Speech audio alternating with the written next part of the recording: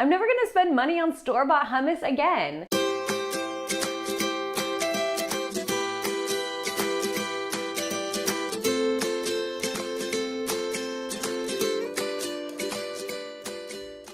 Hello, and welcome back to another video. I'm Maddie, and today I'm making oil-free hummus. As I told you guys in the last video, I love chickpeas and I love making hummus. So that's what I'm going to make today, and I'm just making an oil-free version because I've been trying to follow a whole food plant-based lifestyle lately, which doesn't really include oil. So this recipe traditionally does have a lot of oil in it, but I'm gonna show you how to make it without oil using aquafaba instead. And it's really easy. I have made it before, and I think it's really delicious. Now, since I make this so often, I would say that the measurements are quite variable. I don't really make it the same way every time, and I don't usually measure my ingredients. But I'm going to try measuring today and see if I can establish some kind of recipe that I can follow for future use, because usually I just kind of pour things in until it looks like it's the right consistency. So today will be a first for measuring, but I think that I'll be able to do it okay. I don't know, we'll find out. So the first ingredient we need is chickpeas. I have about 2 cups of chickpeas here. Now you can use other beans. I've done a lot of other different kind of bean dip recipes before, and they don't really taste like hummus, but they do work in place of a hummus. So today I'm using chickpeas, but just to let you know, if you only have some other kind of white bean on hand, that should work pretty well. Okay, so 2 cups of chickpeas into your food processor. Now, instead of using oil, we're going to be using aquafaba, which is just the liquid left over from cooking your chickpeas. If you buy chickpeas at the store, it's the liquid that's left over in the can, but since I make my chickpeas at home, I save it in a separate container and use it for hummus, or you can whip it into like an egg white consistency. I think I mentioned before, aquafaba is really cool. So I just keep my aquafaba separate, and then if I need to use it for hummus, I keep it for that. Otherwise, I can just pour it out after a few days. So let's see, how much am I using here? That looks about right. We're gonna start with a 1/4 cup. If I need more, I can always add it later. And then we're gonna add some tahini. Tahini is just ground up sesame, and you can find it at a lot of stores. So I'm doing a big heaping tablespoon of tahini. And similar to the aquafaba, we can just taste it as we go and see if we need to add more. Next, we need some lemon juice. So I'm just going to cut this in half and add a 1/2 of a lemon juice. The juice of 1/2 a lemon and see if that's enough tanginess for now. I also don't want to make it too liquidy, but you have to make it liquidy enough so that the chickpeas get really smooth. So it's really a delicate balance that I have not perfected. Okay, and then some garlic. I'm gonna start with 1 clove, and because it's a pretty big clove, and I think that should be enough for now. If not, I can always add more later. And then spices. The spices are up to you. I'm going to do, of course, salt and pepper, and a little bit of smoked paprika, and then just a little bit of cumin as well. Of course, these are all optional. You can do whatever flavor combinations you like. I would suggest try a little bit each time and see if you like it, and then if you like a flavor, then you add a little bit more next time. So this is about like maybe a 1/4 teaspoon of each.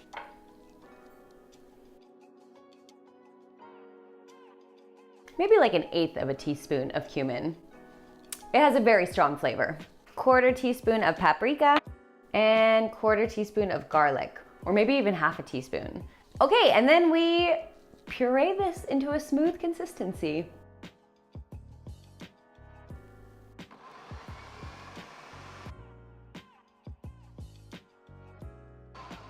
It's looking pretty smooth already. I'm just going to scrape down the sides and give it a little taste and see if there's anything that needs to be added. I like the aquafaba because it gives it a really fluffy texture. Like, I really don't know how to describe it other than fluffy. You'll see when you start using it.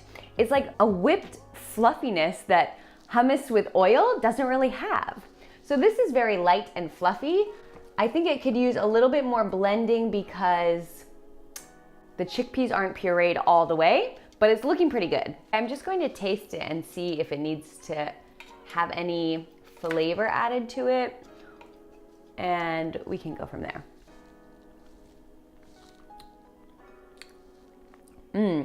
Okay, a good amount of tahini already. I can taste the tahini. I think it needs a little more lemon. It's not tangy enough for me.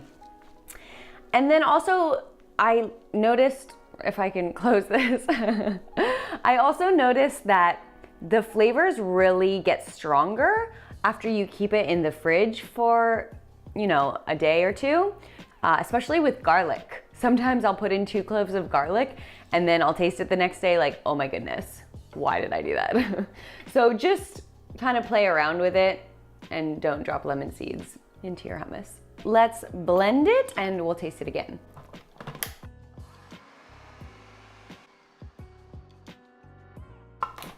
Taste test, round 2.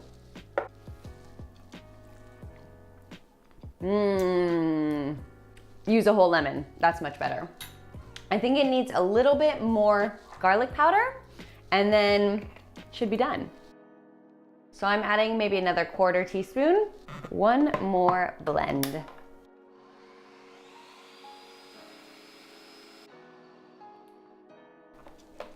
Ah, hummus.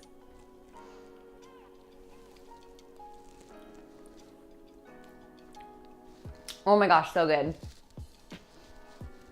Like I said, the texture is so fluffy and there's a tang from the lemon and the garlic is really delicious. Oh my gosh, it's really good.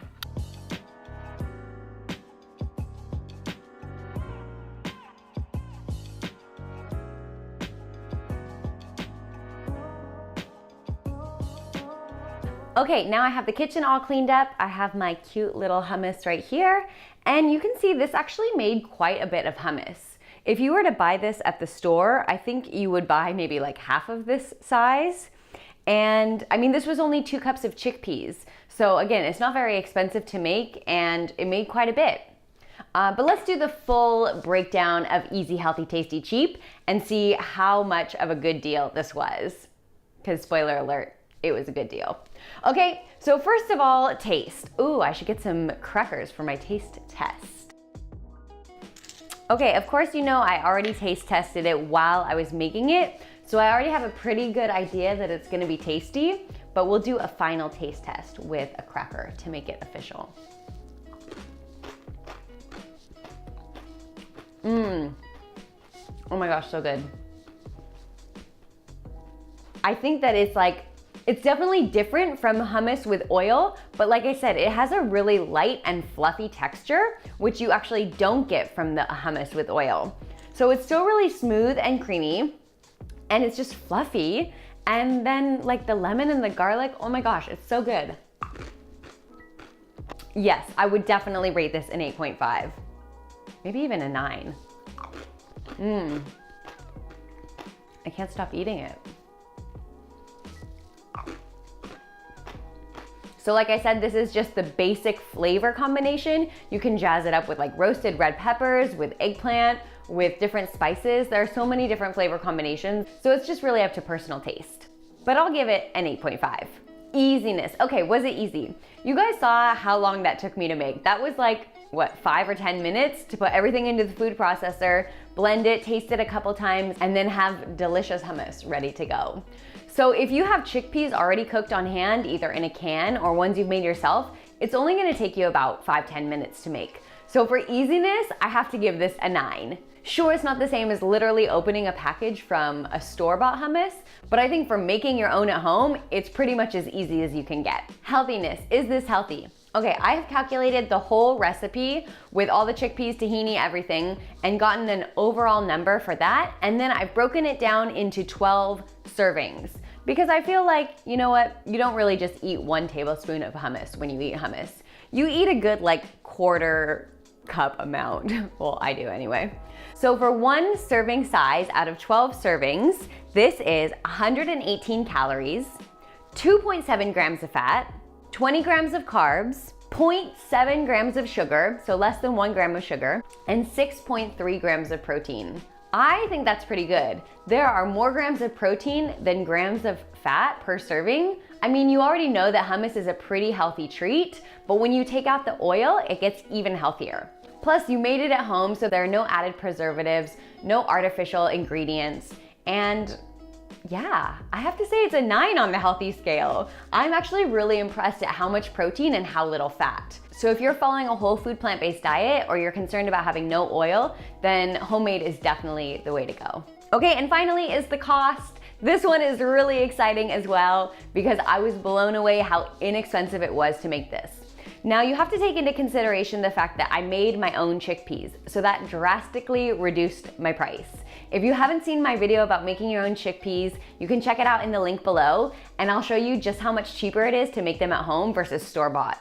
So of course, my hummus is gonna be a lot cheaper today than if you were to buy canned chickpeas.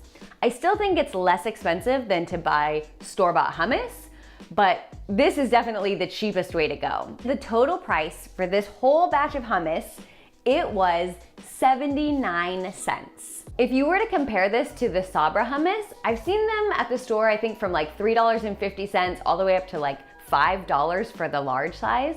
And this is definitely considered a large size.